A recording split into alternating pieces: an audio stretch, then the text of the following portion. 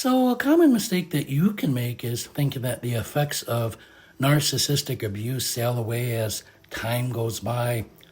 You may believe that once you leave the narc and reclaim your freedom, everything will return to normal, right? But let me tell you, it's not that easy. Not always. Victims often develop bizarre behaviors that appear baffling to most and even goes unnoticed for many years. You having come from a relationship filled with trauma, shame, isolation, these behaviors after the relationship ends are like little defensive mechanisms that are in response to the dysfunction that you may have experienced: trauma, shame, isolation, angry outburst, rinse and repeat, right? But there are ways to cope, however. Let's begin. There's a very shocking one right off the bat. After researching it, I found that some victims of narc abuse patterns, toxic relationships, they have suffered with a thing called night terrors. This would be considered an obvious health issue as your body breaks down due to lack of rest long term. Being sleep deprived ultimately weakens your immune system, making you vulnerable to an endless list of disorders and diseases. Did I say endless? Well, lack of sleep long term will weaken your immune system. It causes everything from diabetes to depression. Research has shown maybe even more serious illnesses beyond that. If you find yourself, though, suffering with night terrors, try talk therapy, counseling, and there may possibly be medications from your doctor that might help with this. Even God in the Bible touches on this. Psalms 91, verse 5, "You will not fear the terrors of the night, nor the arrows that fly by day."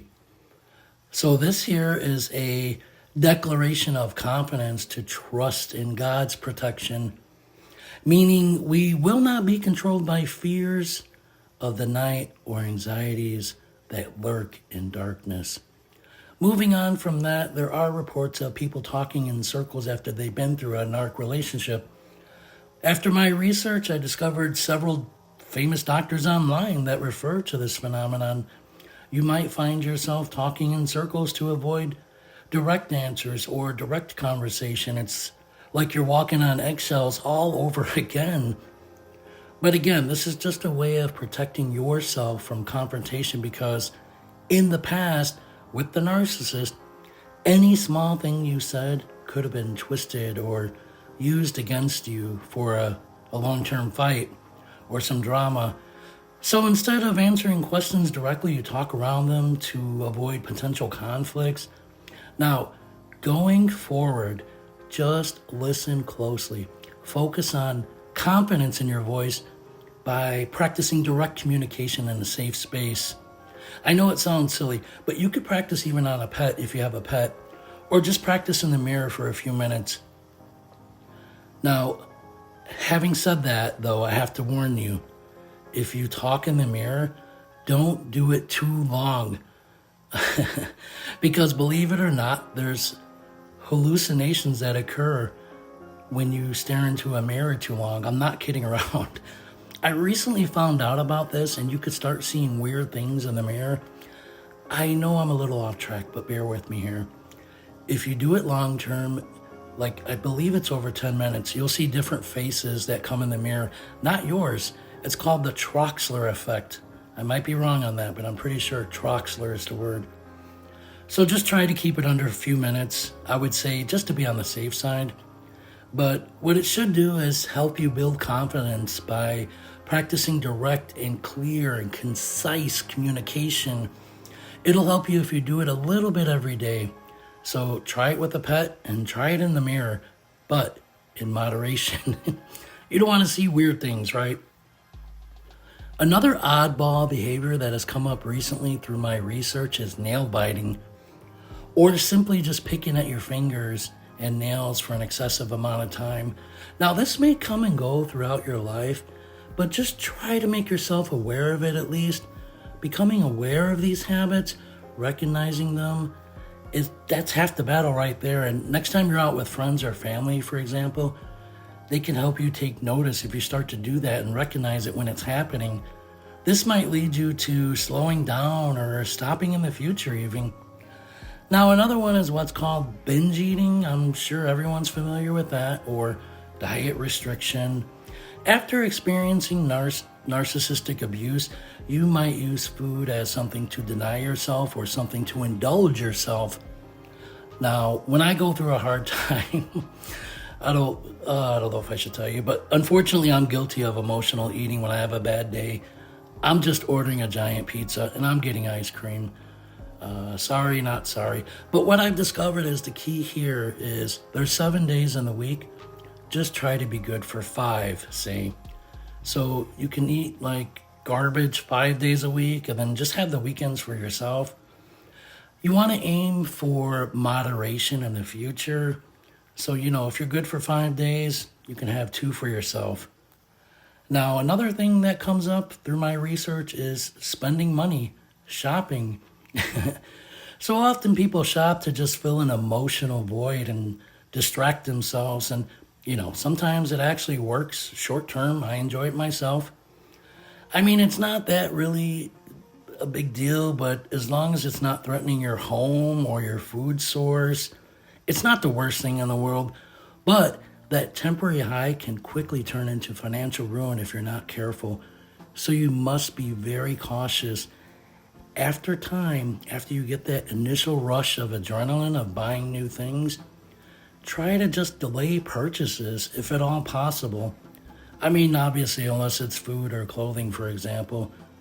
But try to establish a budget after time, and then you could do what's called a focus shift into something else. So you can make a game out of this. How can I save money today? That's your focus shift. This will occupy your mind and ultimately replace the need to spend money as you challenge yourself to save money and budget better. So each day you can ask yourself, how can I save money on paper towels, for example? There's probably 100 different things you can find in your house that you could probably save money on.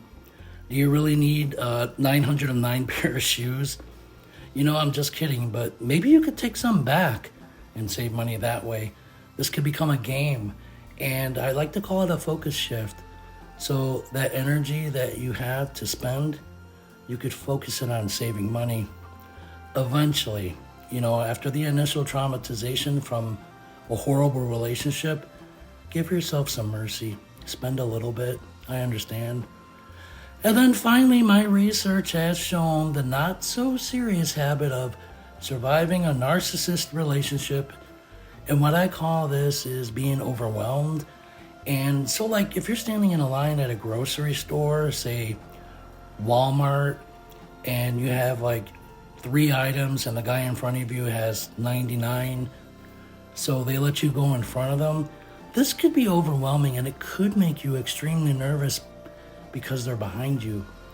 And you'll notice what's happening is your body's a little bit tense than it should be. You're just at a grocery store. But not everyone has bad intentions like the narcs. See, eventually this will fade too. All you have to do is just make yourself aware of it. Now, having survived a relationship that might be considered evil in some ways, you have survived the worst. And the odds are in your favor that the next person will treat you like the best person. NPD is not common. It's not as common as most people think. The stats used to be 1 in 6. I know everyone has a little bit of narcissistic traits. I mean, nowadays I've heard some people say over 50% of the population has NPD. This is laughable. This cannot be accurate. There's no way to account for covert narcs and people that are just not diagnosed. So who knows what the real numbers are? I mean, and there's all kinds of other disorders, borderline, bipolar, etc.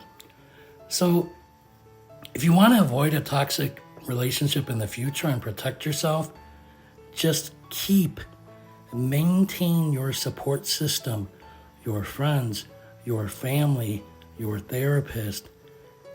This is done by making sure you don't lose people in a toxic relationship. Keep your support system going forward. You probably lost that being in a sick relationship with a narcissist. Also, I do advise journaling and maybe even making a list of the negatives and positives of the past relationship. There you might discover over 1,001 negatives to go against only a handful of positive things in the relationship at the time with the narcissist. But you can now look forward to a bright future and better awareness on how to protect your mind, your spirit, and your body going forward. You will rediscover yourself after being traumatized in a narcissistic relationship. It just takes time. Be patient with yourself. Any journey through darkness always ends in light. Sadness always flies away on the wings of time. Look to the future and smile. There are much better days ahead of you than behind you. God will fill you and fill your heart with love and many blessings going forward. This will be manifested. I believe this for you. Take care. God bless.